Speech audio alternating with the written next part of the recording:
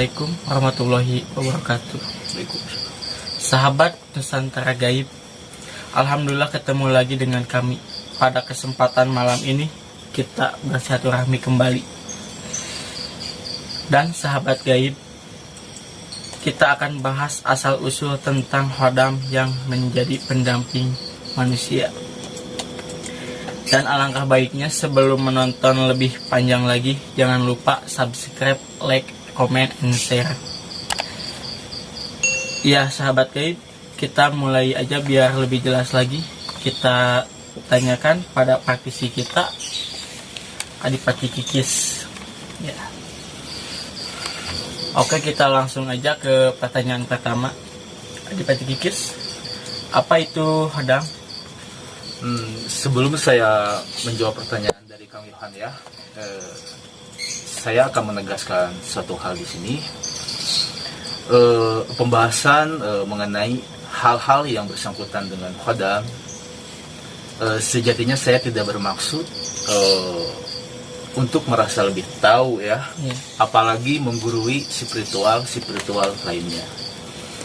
Dan insya Allah pembahasan di sini ini murni pengalaman saya pribadi selama saya menjalani kegiatan spiritual. Tadi Kang Yohan bertanya apa itu khodam? Ya. Secara garis besar arti khodam sangat luas, sangat banyak. Mungkin setiap orang berbeda pendapat ya, mengenai apa itu khodam. Namun sekali lagi ini berdasarkan pengalaman dan perjalanan spiritual saya sendiri. Saya ambil garis besarnya. Khodam itu berasal dari bahasa Arab. Khodam ya, yang berarti pembantu. Bukan pembantu hal layaknya pembantu rumah tangga ya, tapi lebih ke hal-hal spiritual. Jadi khodam tersebut biasanya membantu kegiatan spiritual orang-orang yang mendalami dunia praktisi. Jadi khodam itu biasanya yang disuruh seseorang untuk memenuhi hajatnya, menjalankan perintahnya, dan lain-lain. Nah, itu yang sudah dijelaskan oleh Adipati Kikis untuk pertanyaan yang pertama. Dan ini lanjut pertanyaan kedua. Ada berapakah jenis-jenis khodam? Untuk jenisnya, menurut saya pribadi, khodam terdiri dari 3 golongan ya. Yang pertama ada golongan jin, yang kedua golongan siluman, yang ketiga ini cukup golongan atas ya, katakan mungkin makhluk Allah selain manusia yang mungkin memiliki sifat suci maupun mulia gitu kan. Biasanya khodam tersebut disebut yakni golongan rohani. Tiga jenis. Mungkin untuk pengelompokannya ya banyak sekali ya. Contoh yang umum seperti ada khodam naga lah ya, khodam harimau, macan, raja wali, burung, dan lain-lain. Nah, sahabat gaib, tentang khodam kan banyak jenis-jenisnya. Dan ada khodam macan yang tadi disebutkan, pengelompokannya ya. Dan kita mau tanya lagi, datang dari manakah para khodam asalnya? Dari leluhur kita apa dari diri kita sendiri yang langsung ada? Asal usul ya berarti ya. Iya. Asal usul khodam selama saya menjalani kegiatan spiritual yang saya ketahui, ada khodam yang datangnya dari leluhur, dari amalan, semisal kita mengamalkan ilmu, bacaan sesuatu, bahkan ada yang datang sendiri. Untuk khodam yang berasal dari leluhur, bukan berarti leluhur kita itu menjadi khodam kita. Semisal gini aja, mungkin leluhur Kang Yohan dulunya itu seorang syekh lah, syekh ternama. Lalu ada orang yang melihat Kang Yohan, oh ini Kang Yohan diikuti khodam leluhur nih. Nah itu sebenarnya bukan berarti khodam syekh leluhur Kang Yohan sendiri yang telah meninggal kemudian menjadi khodam. Itu bukan, melainkan khodam leluhur itu adalah khodam yang datang dari leluhur, tapi persisnya datang dari ilmu-ilmu yang leluhur Kang Yohan miliki. Jadi istilahnya khodam warisan atau khodam turunan. Dan bagaimana cara merasakannya ada khodam di diri kita? Sebenarnya cukup sulit sih untuk merasakan khodam. Kecuali orang tersebut memiliki kepekaan terhadap energi-energi gaib. Terutama kita sangat sulit untuk merasakan khodam dari golongan yang paling atas ya, yakni golongan halus sebangsa ruhani. Itu sangat sulit dirasakan. Berbeda dengan khodam yang berasal dari golongan jin, semisal kuntilanak, genderowo, buto, dan lain-lain. Itu kita bisa merasakan sekalipun itu awam. Namun biasanya orang awam merasakan kehadiran makhluk halus atau dalam tanda kutip khodam ya, diawali dengan rasa-rasa merinding, serasa misal kita sedang sendiri nih di dalam ruangan, tapi kok kayak ada orang lain. Nah itu tanpa disadari bisa saja itu adalah pendamping kita, yakni khodam. Dan apakah semua orang mempunyai khodam? Apa orang tertentu doang? Menurut saya semua orang memiliki khodam, namun setiap khodamnya berbeda-beda mendampingi manusia tersebut. Tapi Allah sudah menjelaskan ya di dalam Al-Quran bahwa setiap kelahiran manusia itu didampingi oleh salah satu jin, yakni jin korin ya. Nah sebenarnya jin korin pun bisa dikategorikan sebagai khodam kita, karena ia bisa saja menjaga kita, melindungi kita, bahkan sebaliknya itu bisa saja. Untuk mengetahui apakah kita didampingi khodam atau enggak, sebenarnya cukup sulit, kecuali kita meminta tolong kepada orang lain yang jelas orang tersebut menekuni dunia spiritual dan lain-lain. Biasanya bisa melihat siapa yang mendampingi kita dengan cara penerawangan atau scan lah yang bahasa modernnya.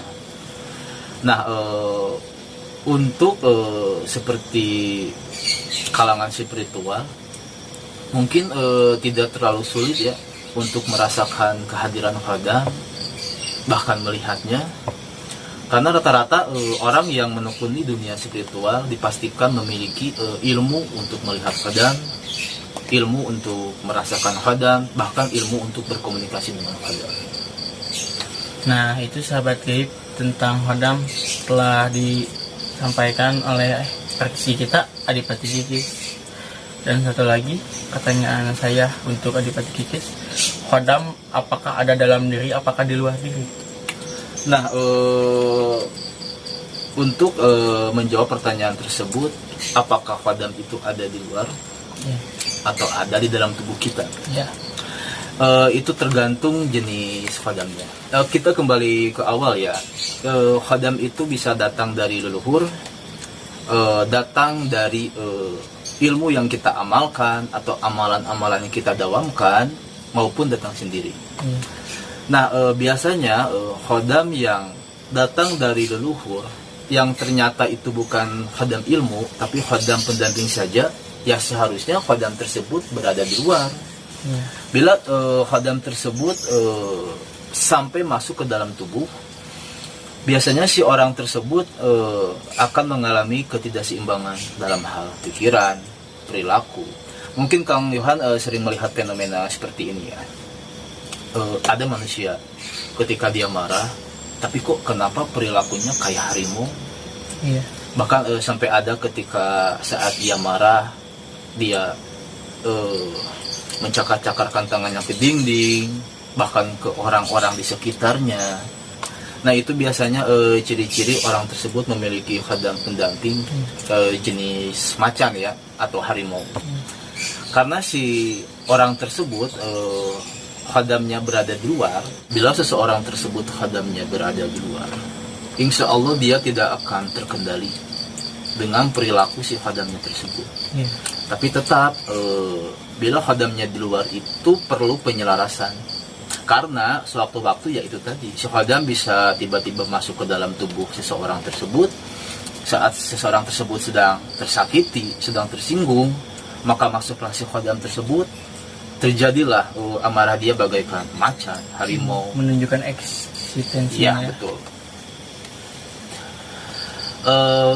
Menurut saya sebaiknya khadam tersebut berada di luar. Namun untuk energinya boleh di dalam. Kenapa ya? Itu tadi agar tidak mengganggu pola hidup si dia kan, mengganggu keseimbangan jiwa dia. Gitu. Nah, ada kiriman dari teman-teman yang mau ditanyakan ini, apakah khadam bisa hilang sendiri? Apa tidak bisa? Kalau perihal itu khadam apa bisa hilang sendiri apa tidak gitu kan ya. Kita kembali ke asal usulnya si khadam tersebut. Kita lihat dulu dari mana asalnya, apa ia dari leluhur datang sendiri atau dari amalan-amalan yang kita dalamkan seperti keilmuan ya. Tadi Kang Yohan pertanyaannya apakah si khadam tersebut bisa hilang gitu kan. Nah itu tergantung asal usulnya. Bila si khadam tersebut berasal dari leluhurnya sendiri, dan si khadam tersebut sudah berkehendak untuk menitis kepada orang tersebut dan merasa cocok dengannya, biasanya sangat sulit dihilangkan. Sekalipun dengan ruqyah yang benar-benar gitu kan, sangat sulit. Karena itu termasuk golongan jin saka. Oh iya. Kecuali kalau khadam tersebut berasal dari keilmuan, semisal Kang Yohan mengamalkan asma gitu kan. Nah, otomatis kan ketika Kang Yohan mengamalkan asma tersebut membutuhkan tirakat, membutuhkan kebersihan jiwa kan ya. Nah, bila Kang Yohan sudah berhasil dalam tirakat, maka si khadam tersebut katakanlah sudah mendampingi Kang Yohan.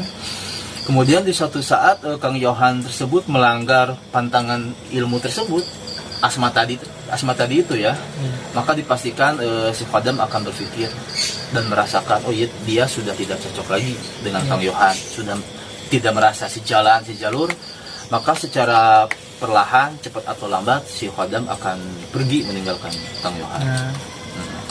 Tapi bila si khadam tersebut datang sendiri, kemungkinan kita sulit untuk menyadari kan apa kita didampingi apa tidak, bahkan untuk merasakannya pun sangat sulit kan. Oke sahabat Keip, ya Adipati Kikis, ada pertanyaan dari saya pribadi tentang khadam. Saya mau nanya, apakah khadam itu bisa disuruh untuk menjahili orang lain maupun untuk menyerang seseorang dengan khadam kita sendiri? Mengenai hal itu, kembali lagi ke diri sendiri ya. Apakah kita mengetahui cara memerintahkan khadam kita tersebut, cara memanggilnya, cara menggunakannya? Bila kita tidak memiliki ilmu khadam, sangat mustahil kita bisa memerintahkan khadam kita untuk melakukan hal-hal yang kita inginkan. Seperti contoh yang disebutkan tadi, menjahili dan menyerang ya. Nah, jadi dasar untuk memerintah khadam, kita harus memiliki ilmu khadam dulu, baru kita bisa memerintahkannya. Biasanya bila kita mempelajari ilmu khadam, biasanya juga guru kita mengajari bagaimana cara menggunakan keilmuan yang kita miliki, termasuk memerintahkan khadam atau meminta bantuan kepada khadam. Namun perlu digarisbawahi, tidak banyak spiritual yang tahu Contohnya seperti ini ya. Ada seorang praktisi spiritual yang memiliki tugas untuk mempelet atau meneluh seseorang. Biasanya si spiritual tersebut hanya membacakan mantra-mantra atau amalan-amalan tertentu yang dia yakini bahwa amalan-amalan dan mantra tersebut bisa memerintahkan khodam yang ia miliki. Namun si praktisi tersebut biasanya tidak tahu khodam apa yang ia suruh untuk semisal mempelet, menyerang, meneluh, menyakiti, dan lain-lain. Nah, mengenai hal ini pula mungkin mirip pertanyaannya dengan bagaimana cara kita memerintah khodam. Seperti itu ya. Semuanya membutuhkan ilmu, adab. Tidak sekonyong-konyong bahwa kita tahu nih, saya punya khodam harimau. Saya tinggal bilang aja, harimauku serang dia dong. Itu tidak bisa seperti itu. Walaupun ada khodam yang otomatis tanpa kita suruh dia menyerang, itu ada. Tapi di saat kita memang benar-benar darurat, disakiti orang lain, dizolimi orang lain, intinya semuanya itu adalah kehendak Allah Subhanahu wa Ta'ala. Tanpa izin dan ridhonya, kita tidak bisa menjadikan khodam sebagai wasilah-wasilah untuk memenuhi hajat kita, perintah-perintah kita, dan lain-lain. Yang saya sayangkan, banyak spiritual yang mengagungkan khodam yang ia miliki. Karena mungkin si spiritual tersebut merasa bahwa khodamnya itu banyak membantu hidup dia gitu kan. Dia ingin itu terwujud, dia ingin mempelet terwujud, menyerang terwujud. Nah di sini sangat riskan bila si spiritual tersebut lupa, apalagi sampai menuhankan khodamnya yang di awalnya dia mungkin menganggap khodam tersebut hanyalah wasilah dan perantara dari Allah Subhanahu wa Ta'ala. Karena mungkin di pertengahan khodam tersebut bisa memenuhi keinginan-keinginan dia, hajat-hajat dia, maka dia lupa akan Tuhannya, yakni Allah Subhanahu wa Ta'ala. Ya otomatis dia sangat nyaman untuk menguasai khodam tersebut. Nah, itu fungsi atau manfaatnya kita bila memiliki ilmu khodam dan dilandasi dengan pondasi-pondasi agama yang kuat, dasar-dasar agama. Insya Allah kita tidak akan dikuasai khodam. Terima kasih Adipati Kikis untuk penjelasannya tentang khodam. Sahabat Nusantara Gaib, itulah penjelasan tentang khodam-khodam yang ada di diri manusia. Dan mohon maaf bila ada salah-salah kata, mohon dimaklumi. Jangan lupa subscribe, comment, and share. Ketik loncengnya yang ada di atas. Terima kasih. Assalamualaikum warahmatullahi wabarakatuh.